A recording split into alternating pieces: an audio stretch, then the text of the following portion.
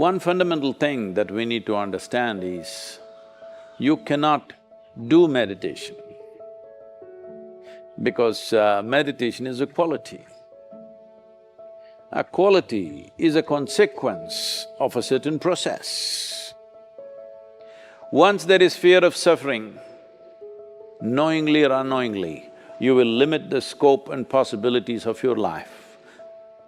Meditation is a phenomenal empowerment that you can do whatever is needed in the world, whatever, I mean that.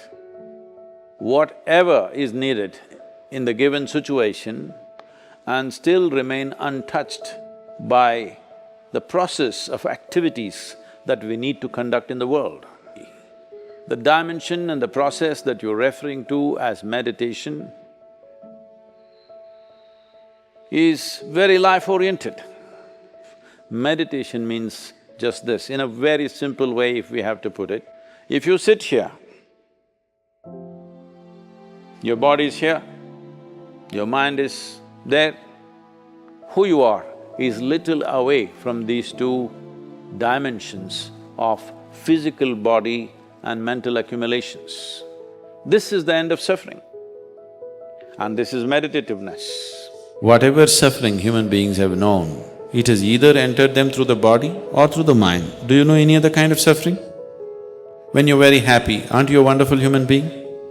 Only when you're unhappy, you're a nasty human being, isn't it? So unless you keep your instinct of self-preservation down, you will not become spiritual in any way. You will not know life as one happening. You will always be an individual, trapped. Do you want to make everything possible? Well, it's generally a game of mind. If you can manage your thoughts and keep your body and mind in the same place, you can actually make everything possible. Let's hear what Sadhguru says.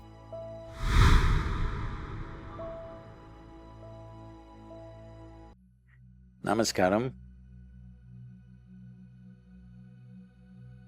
Probably the second most repeated word, oft-repeated word in these last few weeks, apart from coronavirus, is meditation. Everybody is suddenly, people who had never meditated in their lives, never even considered that possibility, are now suddenly talking about meditation, the need to meditate, wanting to meditate. Generally we assume, or generally people assume that meditation means dhyana. In Tamil Nadu it's dhyanam, if you go little north, it's dhyana, if you go really up north, it's dhyan. If you go further up, it becomes chan. If you go little more east, it becomes zen. Same thing. So, what is this dimension that we are trying to describe with this word meditation? Let us examine this meditation, what this is. First of all, what does the word meditation mean?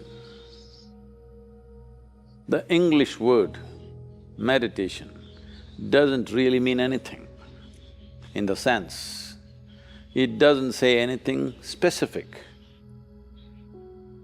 If anybody sits normally with their eyes closed, it's assumed they must be meditating.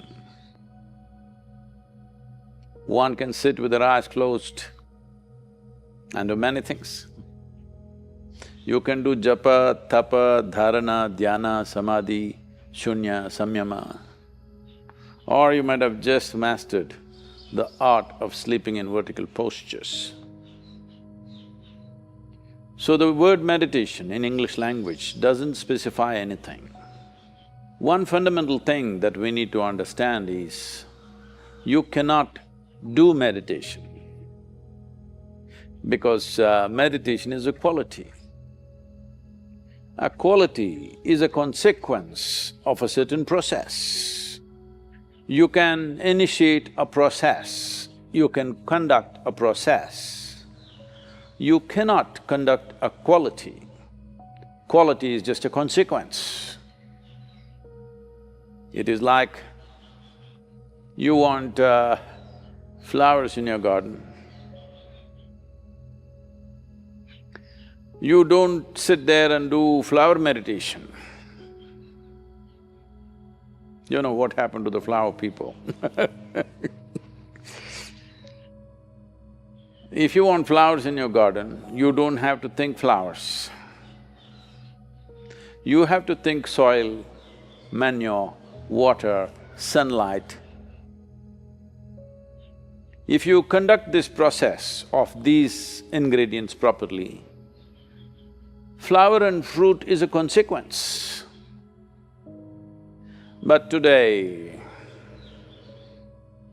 the world has become so goal-oriented. Because they're so goal-oriented, they are not interested in the soil, definitely not interested in the manure and all the other things, but they want flowers and fruit. If you want flowers without soil, manure, water and sunlight, well, you will have to settle for plastic flowers. Plastic flowers are very wonderful.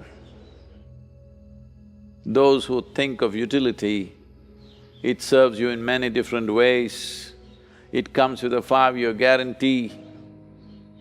Flowers are a nuisance. If you keep flowers in your house, you have to look at them at least 5 times in a day, what's happening, are they thriving well or not. But if you keep plastic flowers in your home, 5 years guarantee, unlike your life. Largely life has become like this.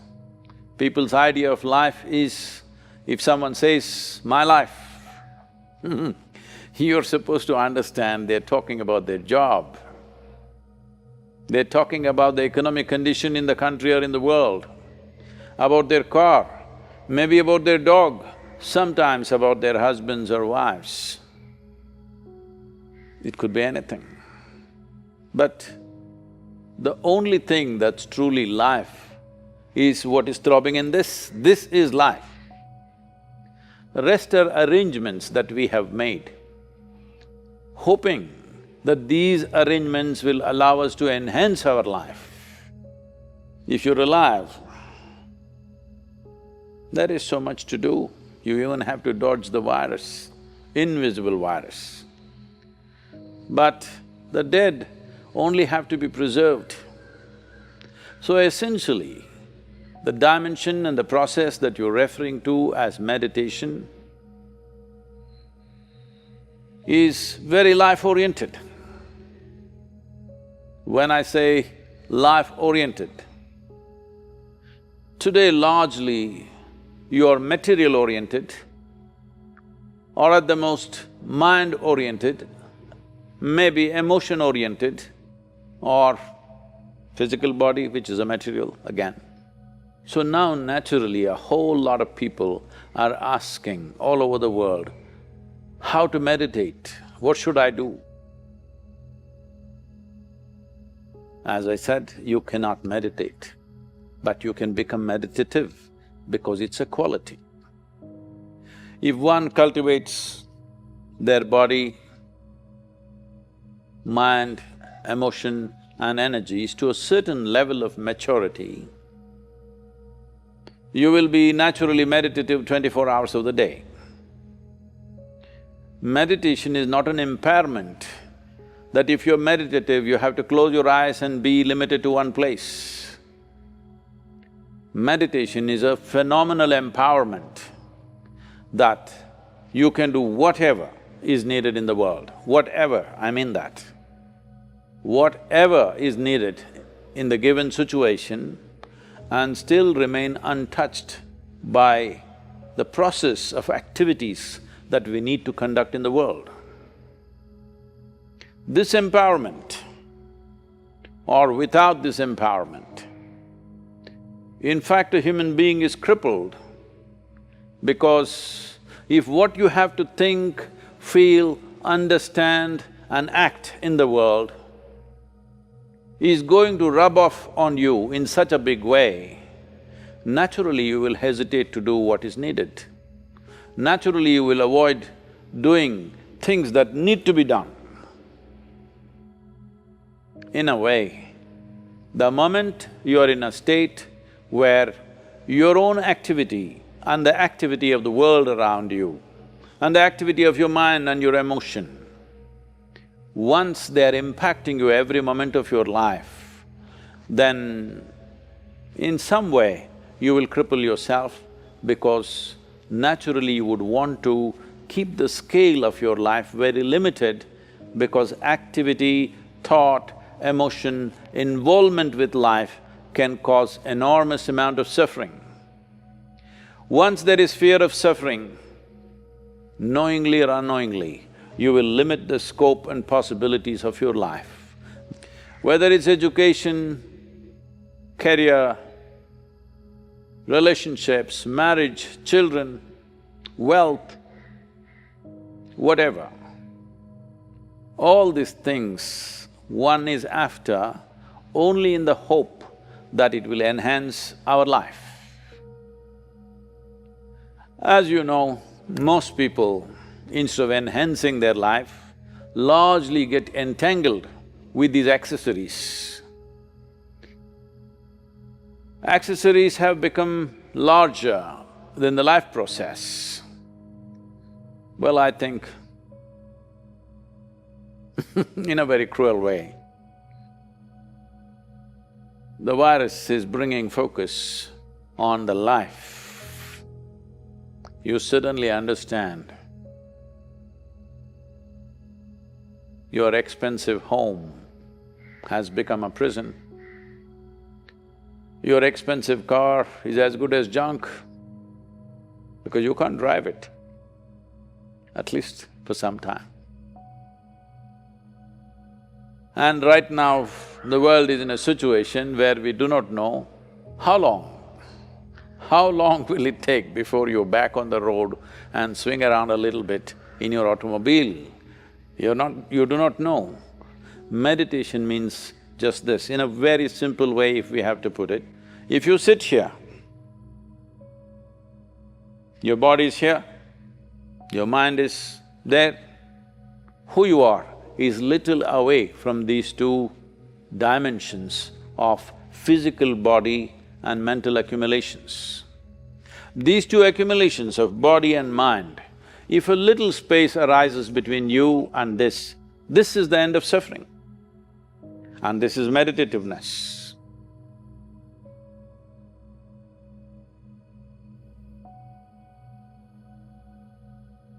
Isha Kriya is an extremely simple process, but a powerful tool.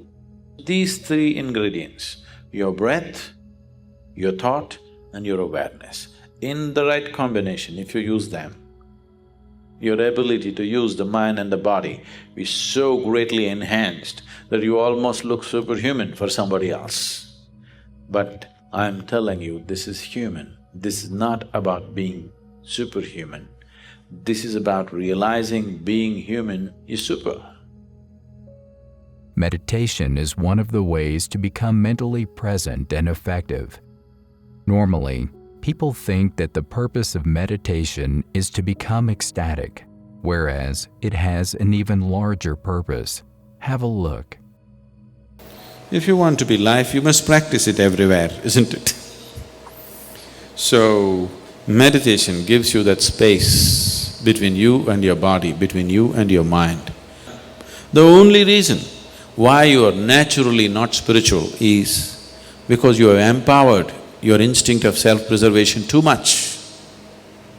All the time it is trying to make you like a bubble in the world, separate bubble, not willing to mix with anything.